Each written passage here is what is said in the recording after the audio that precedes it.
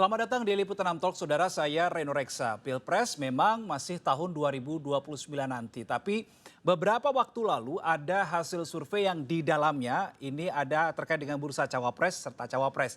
Apa temuannya dan bagaimana parpol merespons temuan ini? Di studio SCTV Tower sudah hadir Direktur Eksekutif Median Riko Marbun. Bang Riko, apa kabar? Alhamdulillah sehat. Terima kasih sudah berkenan hadir dan nanti kita akan ulas nanti apa saja temuan dari Bang Riko dan analisisnya. Sementara di saluran Zoom sudah ada Jubir PSI Valdo Maldini dan politisi Partai Demokrat Andi Arief. Bang Valdo, Bang Andi apa kabar? Sehat, Kabar baik. Alhamdulillah, Mas Sehat Reno. semua. Oke, baik. Terima kasih. Oke, kita mungkin ke Bang Riko terlebih dahulu Ya. yang sebagai surveyor hasil Ya. survei. Memang kalau saya lihat itu kan hasil terkait dengan bencana ya, Ya. di Sumatera. Tapi paling agak-agak bawah tuh saya scroll ke bawah, wah Ya. ada bursa capres-cawapres. Apa ya temuan yang dimiliki oleh Median dalam hasil itu? Jadi kita mengambil data itu start dari tanggal 9 sampai 13 Januari 2026, kurang lebih 1.000 sampel. Memang betul primernya itu adalah penilaian terhadap performa kinerja pemerintah pusat dalam hal ini menangani bencana di 3 provinsi di Sumatera. Kemudian seperti biasa kami rutin melakukan riset itu apa isu-isu yang menarik yang terkontemporer itu biasanya kami tanyakan. Salah satu tema yang selalu kami tanyakan secara berulang itu adalah terhadap pilihan terhadap capres dan cawapres. Berulang tuh berarti kemarin 9 sampai 13 Januari bukan yang pertama ya? Bukan, jadi Oke. Oktober kita juga tanya, September kita tanya, bulan Juni juga kita tanya. Jadi sudah kurang lebih 4 kali ini kita melakukan riset dan pengambilan data begitu. Terkait dengan capres-cawapres. Terkait dengan capres cawapres, walaupun sebenarnya itu bukan sesuatu yang primer ya, sesuatu yang sifatnya sekunder, tapi kita ingin tahu nih kalau setiap ada dinamika yang sifatnya nasional ini ada pengaruhnya atau tidak. Dan sebenarnya kan ini juga nggak terlalu, karena gini, mungkin pemerintahan sendiri itu usianya 1 tahun lebih ya, tapi dari pemilu itu kan pemilunya Februari 2024 kan, 14 Februari. sekarang sudah 2 tahun nih, Ya. jadi tersisa 3 tahun. Jadi saya pikir capres cawapres itu menarik juga untuk ditanyakan. Dan ada satu hal menurut saya yang Menariknya kenapa? penting itu begini, karena Pilpres 2029 nanti itu agak berbeda. Agak berbedanya adalah setahu saya kan MK sudah memutuskan tidak lagi ada presidential threshold kan. PT 0%. Artinya semua partai yang kalau dia itu bisa menjadi peserta pemilu, maka dia bisa mengajukan kandidat dan calonnya sendiri. Dan ini jadi penting. Kenapa jadi penting? Karena salah satu instrumen atau variabel untuk menaikkan keterpilihan terhadap partai itu kan selain ideologinya, visi misinya, kekuatan mesin partainya, tetapi yang paling mudah untuk dijual sekarang ini adalah tokohnya, kandidatnya. Oh. Jadi mau tidak mau partai menurut saya itu hampir seluruh partai ya dia perlu untuk memastikan figur-figur kunci yang ada di partai tersebut itu maju apakah menjadi capres atau cawapres. Nah, kalau yang bersama kita sekarang ini kan jelas ada dua tokoh kan. Di situ ada Mas Gibran, ada Mas Ahaye. Kita tidak tahu nih nanti di 2029 apakah formasinya masih sama atau mereka maju bersama-sama atau bagaimana kita nggak tahu. Tapi saya rasa hampir seluruh tokoh partai itu perlu mempertimbangkan itu. Oke, kalau melihat hasil surveinya dari Median, 3 tahun menuju pemilu 2029, kira-kira potensial berapa poros? Lagi-lagi saya ngomong poros ya. Yang paling dominan kira-kira berapa poros ini? Ini kita bicara capres atau cawapres nih? Capresnya Dua-duanya. dulu. Ya kalau menurut saya sekarang poros itu hampir tidak relevan ya. Kenapa? Karena semua boleh maju Ada sendiri. 0% ya.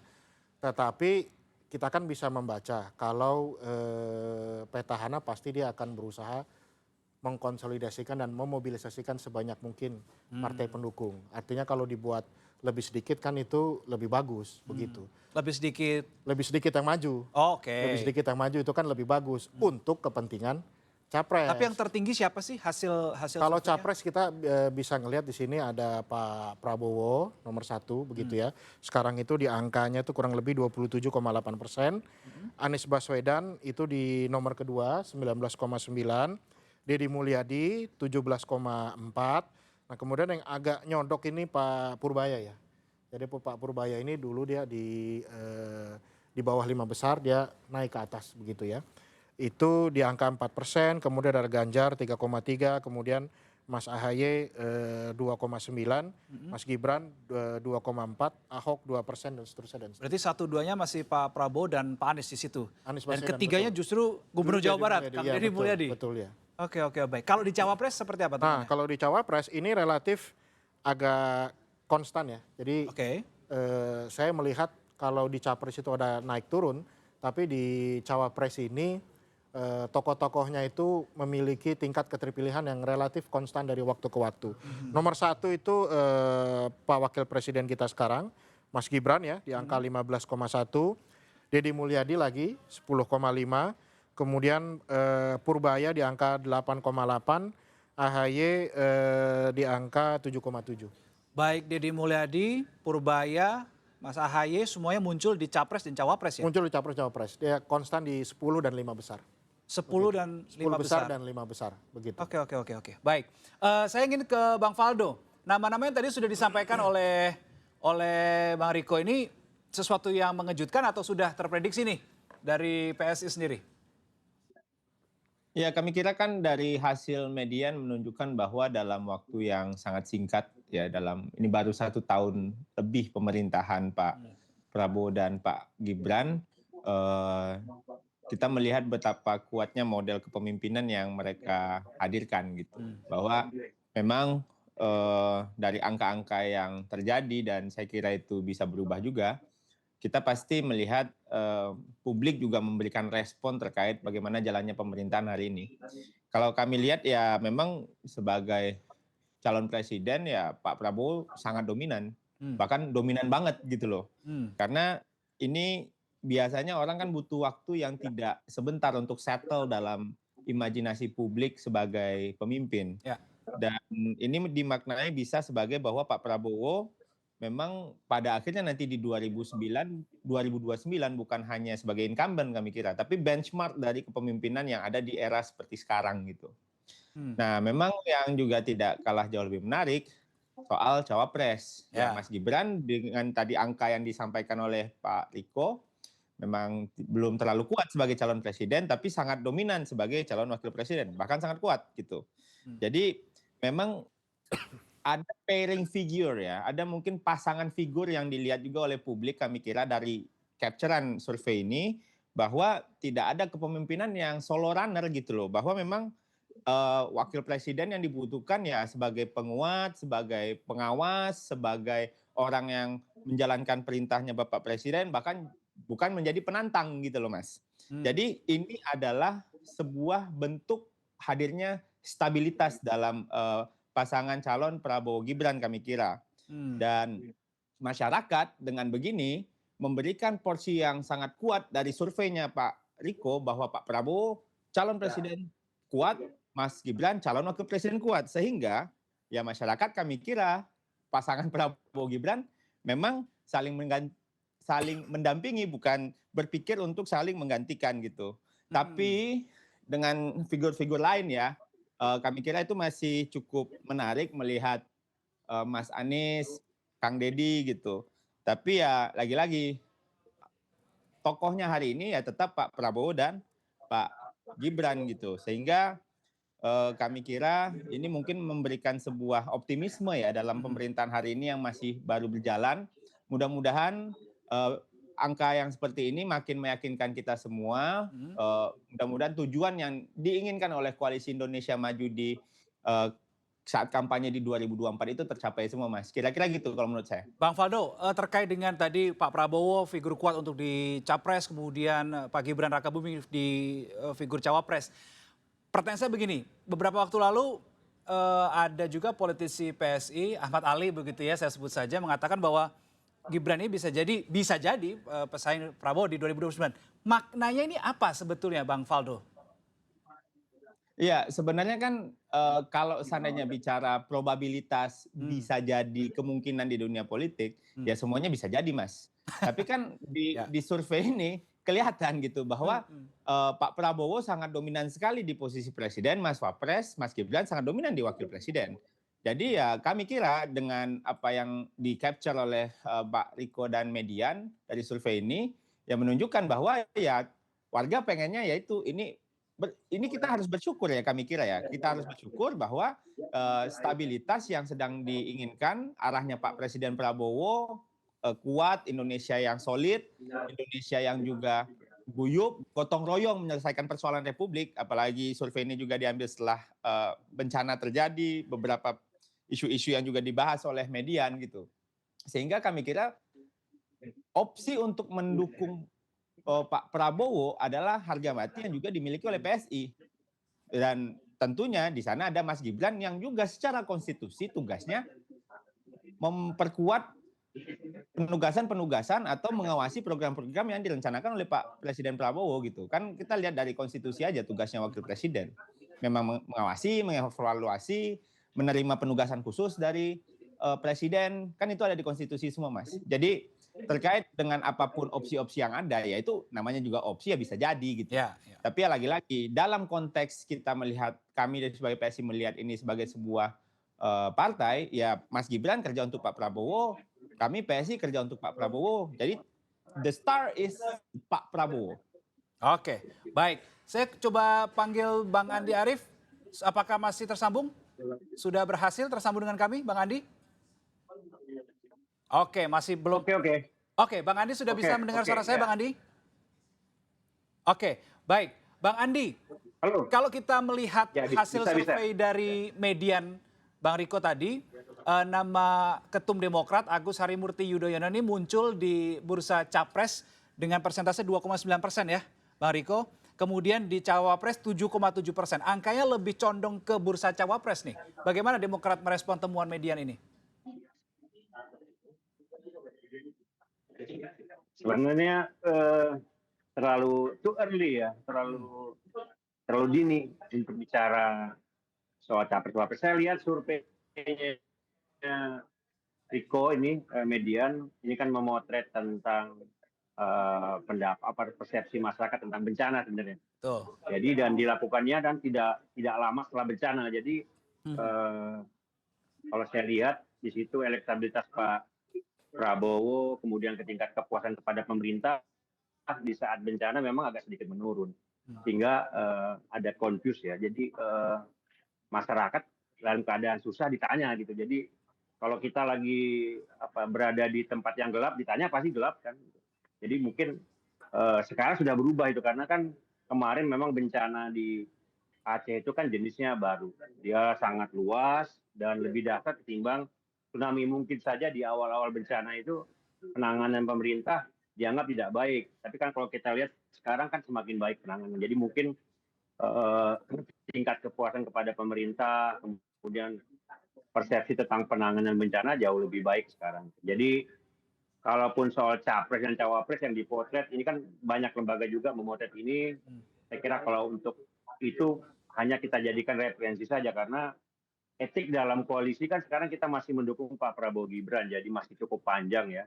Walaupun ada nama-nama itu kita lihat nanti karena sistem pemilu kita kan sudah berubah, pemilihan presiden kan 0%. Jadi mungkin setiap ketua partai punya kesempatan untuk mencalonkan diri. Tapi juga bahwa fasilitas itu kan tidak mungkin digunakan juga kalau memang tidak punya elektabilitas. Jadi sekarang fokus kita adalah mendukung Pak Prabowo Gibran dulu sampai dengan 2029. Nah, apa yang terjadi di 2029 nanti kita lihat lah. Oke, nanti kita lihat. Tapi kira-kira kapan ini waktu yang menurut Bang Andi Arief dan teman-teman di Demokrat memandang, wah ini sudah waktunya kita untuk memikirkan pemilu 2029. Kapan itu? Nggak bisa dilihat sekarang ya, karena kan ada fasilitas untuk menjadi capres atau cawapres dengan sistem yang 0% tadi. Tapi kan juga semua ketua-ketua partai juga harus tahu diri, tahu posisi kan. Dalam pengertian kalau tidak punya elektabilitas ya tidak mungkin juga akan memaksakan untuk menjadi capres atau cawapres gitu.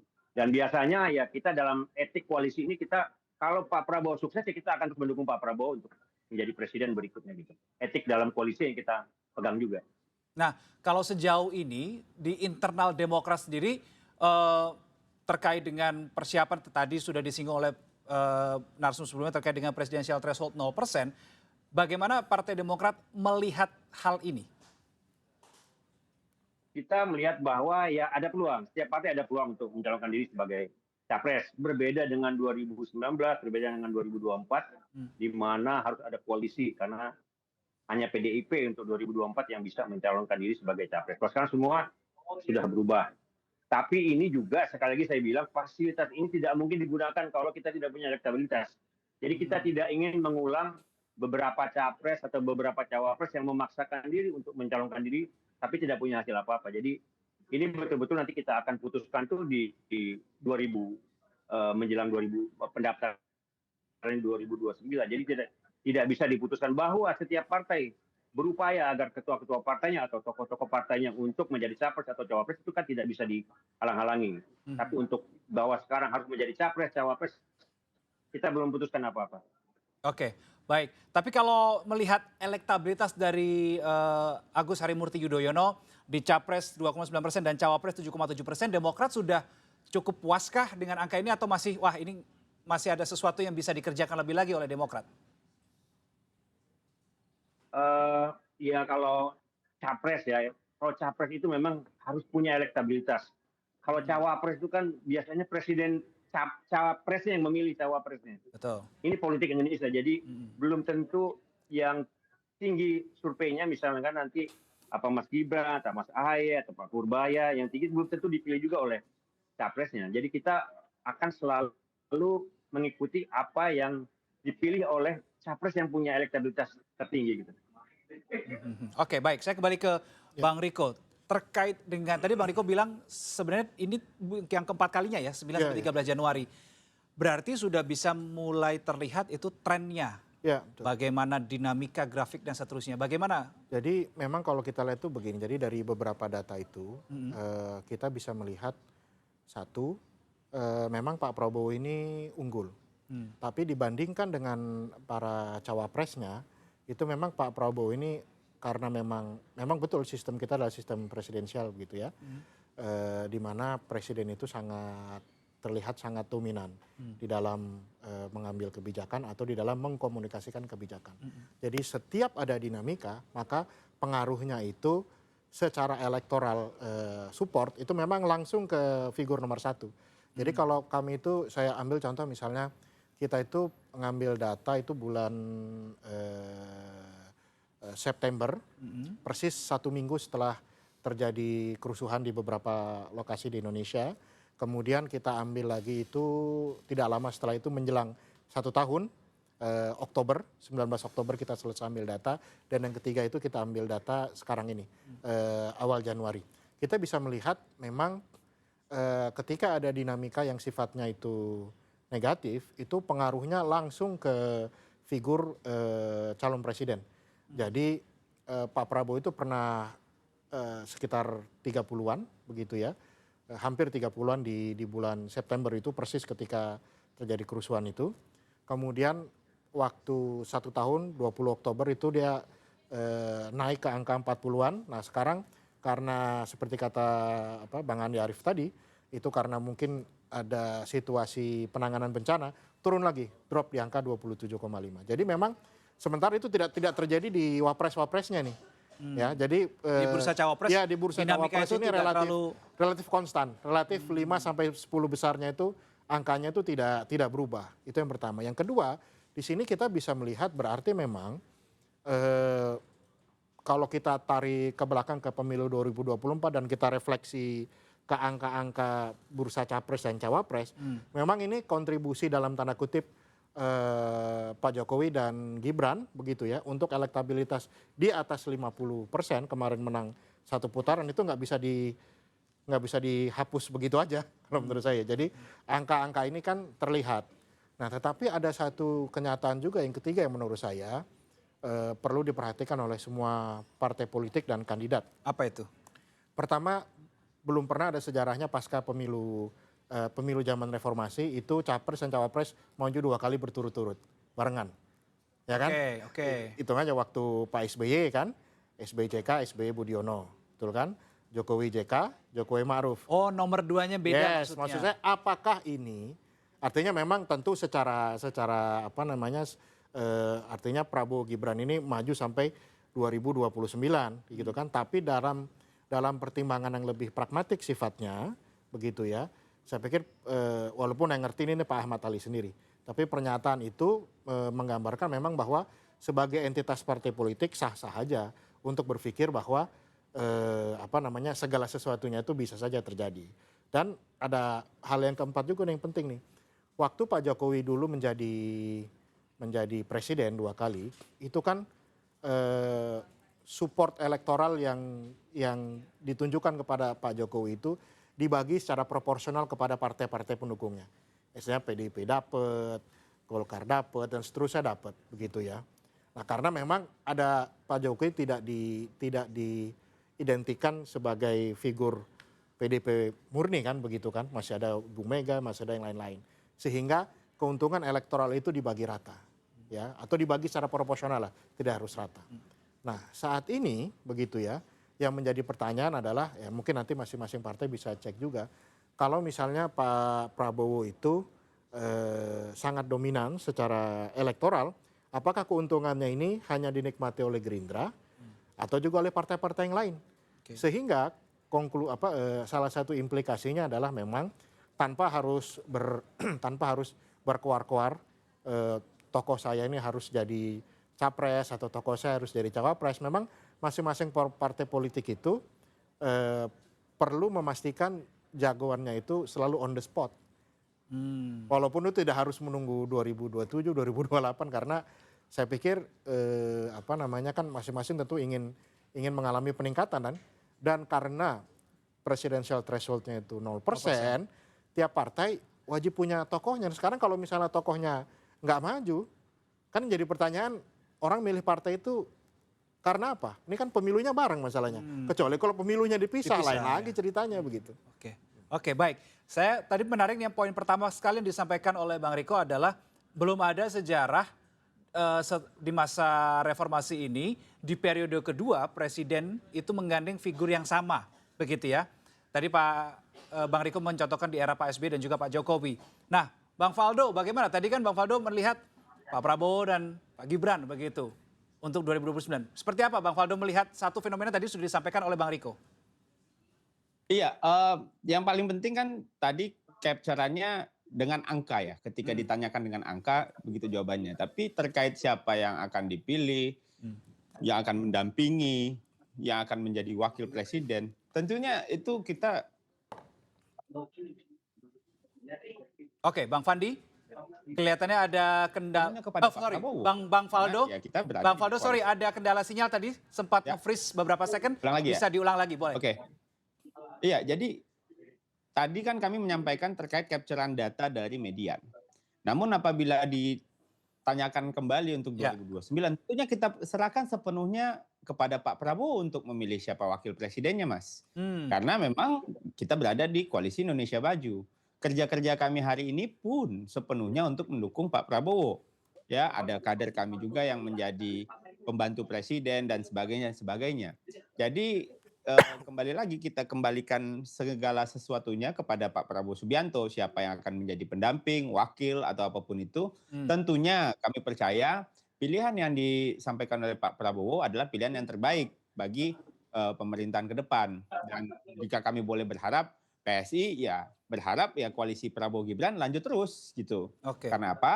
Karena dari beberapa hasil survei, performa, waktu yang sangat singkat, dan tentunya waktu juga masih cukup banyak ya, seperti tadi yang dibilang oleh Pak Riko dan Bang Andi Arief gitu. Semuanya masih bisa terjadi. Yang jelas kami di PSI fokus tegak lurus kepada apa yang dituju oleh Pak Prabowo Subianto. Artinya Bang Faldo, Anda mengatakan apakah sudah harga mati bagi PSI untuk di Pilpres 2029 nanti figur capresnya ya adalah Pak Prabowo Subianto lagi? Iya, karena bagi PSI kan sampai hari ini kita melihat ini bagus, ini performanya oke, kita mendukung. Hari ini ya kita bilang Pak Prabowo dong, Mas. Nggak mungkin kita bilang bukan Pak Prabowo di hari seperti ini gitu. Ya dinamika politik yang terjadi tentunya ya semua ya orang pasti bilang ya namanya juga politik. Tapi ya lagi-lagi apabila PSI boleh berharap tentunya kita ingin dari awal kami mendukung Pak Prabowo setelah Pak Jokowi itu kan soal keberlanjutan, Mas. Nah, memang membangun bangsa ini kan butuh keberlanjutan. Nah, keberlanjutan itulah yang kita tarungkan kemarin di pemilu 2024 bersama Bang Andi Arief, koalisi Golkar dan lain-lain. Nah itulah yang kita sedang bertanggung jawab sekarang sampai hari ini. Bangsa ini kan nggak bisa dibangun sebentar-sebentar berubah, sebentar-sebentar berubah gitu. Jadi tentunya dinamika politik ke depan dari survei yang terjadi, ya kita tegak lurus lah kepada Pak Prabowo Subianto dan mendukung sepenuhnya pemerintahan Pak Prabowo dan Mas Gibran. Oke, memang tadi clear Bang Faldo. Bang Faldo bilang akan mengikuti apa yang menjadi pilihan dari Pak Prabowo Subianto untuk menjadi wakil atau di nomor 2-nya, RI 2-nya begitu ya. Nah, saya ingin Kita dukung, kita percaya sama Pak Prabowo. Oke, baik. Saya ingin ke Bang Andi. Soal poin lain yang tadi disampaikan oleh Bang Riko adalah terkait dengan apakah keuntungan elektoral Prabowo ini, Presiden Prabowo Subianto ini dirasakan oleh partai-partai yang ada di sekeliling Pak Prabowo Subianto. Artinya dirasakan juga oleh partai-partai koalisi. Nah, menurut Bang Andi Arief, apakah elektoral dari Pak Prabowo manfaatnya dirasakan oleh Partai Demokrat di situasi sekarang ini, Bang Andi? Oke, baik, ternyata terputus lagi. Maka saya akan kembali lagi. Sebenarnya saya tadi nyimpan satu pertanyaan untuk Bang Faldo. Bang Faldo, menyerahkan sekali lagi ke Pak Prabowo untuk pilihan RI 2-nya. Pertanyaan saya, ya oke, percaya pada pilihannya Pak Prabowo. Pertanyaan saya, boleh-boleh saja dong sebetulnya parpol ini menyodorkan nama. Iya. Begitu, kalau disuruh menyodorkan nama, Bang Faldo, PS ini mau nyodorin Mas Kaisang atau Gibran? Pak partai politik Mas nggak disuruh sodorin aja dia sodorin. Apalagi kalau boleh nyodorin, ya kan? Oke. Ya. Tapi ya pada akhirnya kan itu akan diputuskan di forum partai lah ya Mas ya. Forum partai kita secara internal pasti ada mekanismenya gitu. Pasti ada Rapimnas, ada Rakernas. Nanti mungkin di jelang-jelang waktu itu nanti siapa yang akan diputuskan oleh PSI. Tapi kami pastikan semuanya pasti menjadi perhitungan dan faktor-faktor yang menjadi konsiderasi oleh PSI untuk melihat kontestasi nanti di 2029. Oke, baik. Saya kembali tanya dong ke Bang Andi, semoga Bang Andi bisa mendengar ini. Elektoral Presiden Prabowo Subianto tadi dipertanyaan juga oleh Bang Riko, apakah ini dirasakan ke partai-partai koalisi Pak Prabowo Subianto dan Gibran Rakabuming sekarang? Kalau Demokrat merasakan keuntungan elektoral itu tidak, Bang Andi?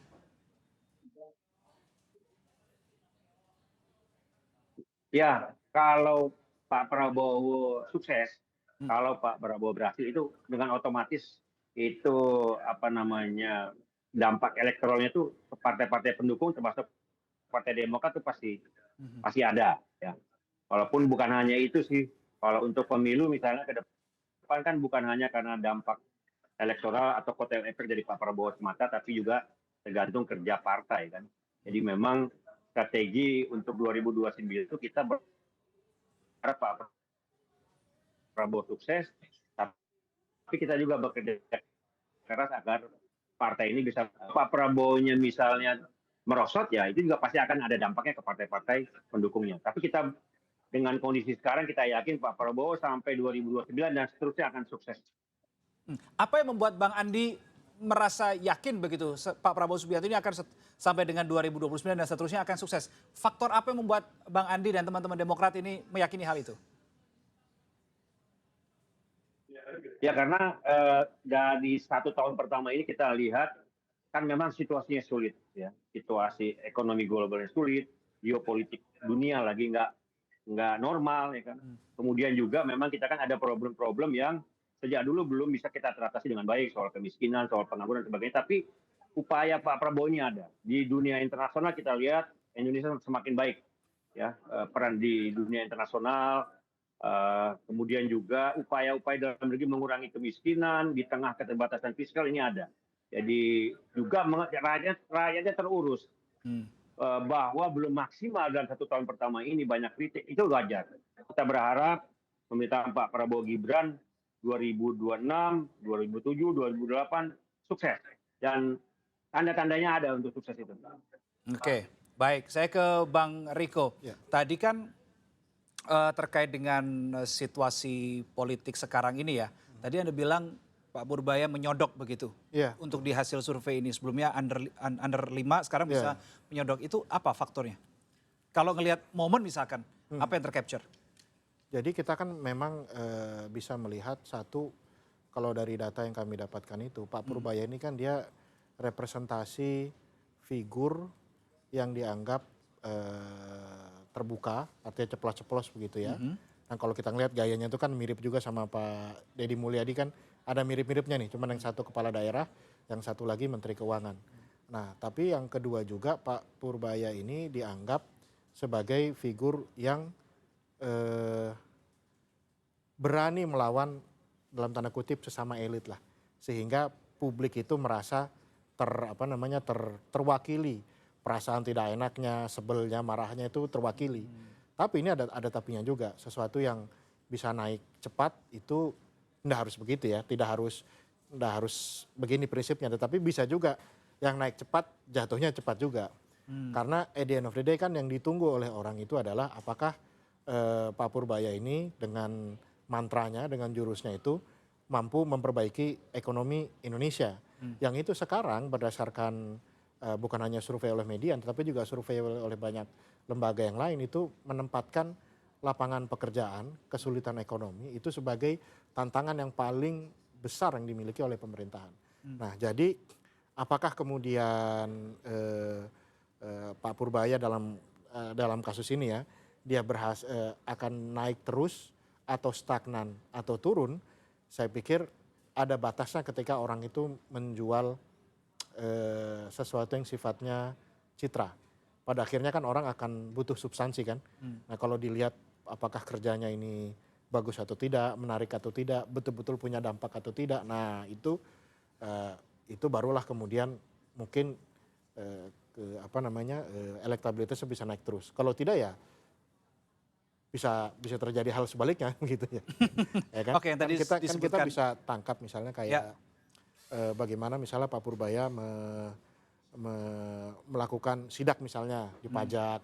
Kemarin beliau agak keras terhadap BI misalnya, menyindir begitu kan. Nah sekarang ya tinggal dilihat apakah setelah sindiran-sindiran itu ada ada perbaikan tidak. Kalau tidak ada perbaikan ya bisa bermasalah nanti begitu. Bermasalah dalam arti apa nih maksudnya? Bermasalah secara elektabilitas. Oh, secara elektoralnya Pak Secara Purbaya. elektoral begitu. Oke, baik. Terkait dengan nama Purbaya dan juga Deddy Mulyadi, saya ingin tanyakan pendapatnya mungkin ke Bang Andi dulu. Bagaimana Demokrat melihat nama atau menilai nama Purbaya Yudisadewa dan Deddy Mulyadi? Bang Andi. Ya kalau kita lihat dari survei per survei dari tahun ke tahun, dari pemilu ke pemilu ya selalu muncul tokoh-tokoh ya. Pertama dari incumbent, kemudian dari tokoh-tokoh partai, ketiga dari jajaran kabinet itu udah biasa. Kemudian juga tambah dari kepala-kepala daerah. Jadi sebenarnya kalau kita lihat kepala daerah ada Pak KDM, ada Ibu Serly kan masuk juga dalam radar survei, kemudian Pak Purbaya dan beberapa kabinet juga. Seperti juga dulu kan Pak Mahfud, kemudian juga ada Bu Sri Mulyani, kemudian dulu ada beberapa tokoh partai juga. Jadi menurut saya itu hal yang wajar. Mungkin masyarakat melihat ada tokoh baru yang muncul. Menurut saya ini makin baik karena kan makin banyak alternatif masyarakat. Bukan berarti misalnya Pak Purbaya itu ingin jadi presiden belum tentu juga, atau Pak KDM mau jadi presiden juga belum tentu juga, atau mereka mau jadi cawapres belum tentu juga. Ya kita belum. Para pembantu presiden ini saya kira sekarang bagus. Semua bekerja dengan baik, tentu punya harapan. Kalau mereka punya harapan, saya kira misalkan Mas Gibran mau 2 periode, harapan itu bagus juga. Atau Ketum AHY saya mau jadi wapres juga kan boleh saja. Atau Pak Purbaya dan lainnya itu silakan saja. Tapi dalam suasana kompetisi yang cukup baik sekarang saat ini, kan pada akhirnya nanti Pak Presiden juga akan menentukan siapa wapresnya gitu. Atau kalau opsi-opsi lainnya juga kan bisa terjadi nanti di 2009. Tapi yang paling penting secara etik, sampai menjelang pendaftaran di KPU itu semua kabinetnya harus nyatu dulu. Jadi kita ikut apa kata Pak Prabowo nanti. Kalaupun nanti ada misalnya ada satu dan lain hal itu nanti menjelang pendaftaran di KPU. Tapi kita utamakan dulu negara ini harus dipimpin oleh Pak Presiden Prabowo dan Gibran sampai dengan 2029 Oktober itu harus selesai. Jadi kita fokus di sana, mudah-mudahan sukses di tahun 2029. Oke, kalau Bang Faldo melihat dua nama tadi seperti saya sebutkan, ada Purbaya Yudisadewa, ada Deddy Mulyadi. Tadi Bang Andi Arief menambahkan nama Syarli Chowanda begitu ya dari Gubernur Maluku Utara. Bagaimana melihat nama-nama itu cukup menarikkah untuk kontestasi di pemilu 2029 tingkat nasional? PSI melihatnya? Bahkan saya tambahkan lagi nama Anies Baswedan, ya kan? Oh, Ya kan? Ya kan ada juga nama Mas Anies. Dan itu menarik Kan? untuk PSI. Ya menarik kenapa? Karena ini eh, capture-an itu untuk orang yang belum memegang panggung apa beban pemerintahan, Mas. Hmm. Beda case-nya dengan orang yang sudah di pemerintahan menurut saya. Karena apa? Karena ya dalam jangka pendek tentunya mereka-mereka ini beliau-beliau ini menjadi simbol harapan. Tapi kan realitas politik kita juga harus menyadari bahwa bukan hanya harapan tapi juga tanggung jawab. Jadi selama belum memikul beban pemerintahan pusat, kami kira ya mereka-mereka akan bermain di wilayah dalam tanda kutip harapan, bukan tanggung jawab, gitu loh Mas. Dan ini juga ya merupakan respon dari publik ya. Angka kan publik yang ngasih, median yang melakukan surveinya. Ya, angka itu akan diuji nantinya bagaimana performa mereka masing-masing saat memegang kepala daerah, memegang kementerian, memegang apa kalau Pak Anies mungkin lagi bikin partai, saya juga nggak tahu tuh. Tapi intinya elektabilitas tinggi tanpa beban kekuasaan itu ya wajar gitu, walaupun belum tentu berumur panjang kami kira. Ujiannya justru untuk orang-orang yang memang sedang berada di pusat kekuasaan itu betul, ya yang berada di posisi presiden, wakil presiden gitu. Ya, kami kira itu pasti akan selalu muncul. Gubernur Jawa Barat itu akan selalu muncul karena memang populasinya juga gede kan. Dan size-nya juga gede, sampelnya juga gede. Tapi terlepas dari itu kami kira lagi-lagi kesolidan untuk mendukung Pak Prabowo untuk menjalankan pemerintahan ini merupakan harga mati yang kami kira kita perhitungkan. Tapi ya nama-nama lain yang muncul ya selalu muncul lah. Mas Ganjar juga masih muncul, itu menarik juga gitu. Oke, baik. Terakhir karena waktu kita juga sudah terbatas, tadi Bang Andi Arief ini kan di awal sekali bilang it's too early to talk about pemilu 2029 karena memang masih 3 tahun lagi begitu. Nah, menurut Bang Riko secara kalkulasi politik yang pas dengan segala dinamikanya, dengan segala proses lobby-lobbynya yang nantinya mungkin akan terjadi, kapan timing yang pas bagi setiap parpol untuk kemudian melakukan penjaringan nama dan seterusnya untuk menuju pemilu 2029? Sebenarnya kalau secara de facto itu seluruh partai politik yang baik tergabung dalam pemerintahan atau tidak, pasti mereka berusaha supaya tokohnya itu selalu on the spot. Artinya kan mereka juga akan menilai popularitas, elektabilitas jagoan saya itu bagaimana. Tadi saya menyambung sedikit ya ini ke Bang Andi Arief tadi ya. Jadi memang kalau kita lihat memang kalau seingat saya waktu saya ini mengadakan survei-survei waktu Pak Jokowi baik periode pertama maupun periode kedua, itu figur tokoh yang diungkap oleh publik dengan metode pertanyaan terbuka, ini kan tanpa kuesioner kan, tanpa pilihan jawaban, mereka bebas. Itu umumnya alternatif tokohnya itu menyempit, nggak banyak. Nah kalau sekarang ini agak banyak ini, agak banyak. Nah dari sisi itu berarti memang sekarang ini jadi bukan hanya partai politik yang sedang melihat, tapi kenyataannya ya kalau kita berdasarkan data bulan Januari ini, publik itu juga sekarang sudah menunggu-nunggu kira-kira figur mana nih yang kira-kira cocok untuk masuk bursa capres maupun cawapres. Kan setidaknya ini kan ada beberapa partai nih, ada yang masuk 5 sampai 10 besar, ada tokoh Gerindra, ada tokoh PSI, ada tokoh Demokrat, dan ada tokoh PDIP. Serta ada satu tokoh yang baru buat partai begitu ya, entah dia jadi pimpinan atau tidak kita nggak tahu di situ. Nah jadi sementara ini kita bisa melihat publik ini tidak cenderung kepada, kalau secara etik politik pasti istilahnya semua yang tergabung dalam koalisi sekarang mengatakan ya Pak Prabowo dan Gibran begitu ya. Tetapi secara kalkulasi perilaku pemilih mereka sekarang juga sudah mulai melihat siapa saja yang pantas untuk didukung. Dan contohnya misalnya Pak KDM. Pak KDM ini yang memilih bukan hanya orang Gerindra aja, tapi di luar Gerindra juga demikian. Kalau tidak kan nggak mungkin angkanya Pak Prabowo cuma 27 kan. Harusnya kan kenapa kalau dia orang Gerindra misalnya, kenapa dia nggak pilih Pak Prabowo aja? Kenapa harus dia pilih KDM juga kan? Nah ternyata ada orang Gerindra juga yang pilih KDM ketimbang Pak Prabowo. Jadi maksud saya sekarang kalau bicara realnya memang sampai pendaftaran ya masih harus selalu begitu kan. Tetapi setidaknya saya pikir tahun ini waktu yang saya pikir sudah waktu yang tepat untuk melihat ya masing-masing Tengok partai kanan, tengok politik. kiri nih Tengok ya. kanan, tengok kiri lah begitu. Melihat situasi bagaimana. Tahun 2027 pasti udah running semua. Gitu. Secara faktual begitu ya. Secara faktual ya, Secara baik. faktual ya. Oke, terima kasih Bang Riko, Bang Faldo, Bang Andi sudah berdiskusi, berdialog di kesempatan kali ini. Kita sambung di lain waktu kalau Bang Riko ini bikin survei berikutnya. Siapa tahu ada perubahan-perubahan angka. Ini we never know. Terima kasih untuk waktunya di kesempatan kali ini. Dan saudara, itu tadi adalah diskusi kita di Liputan Talks kali ini. Kita jumpa di lain waktu. Salam SCTV.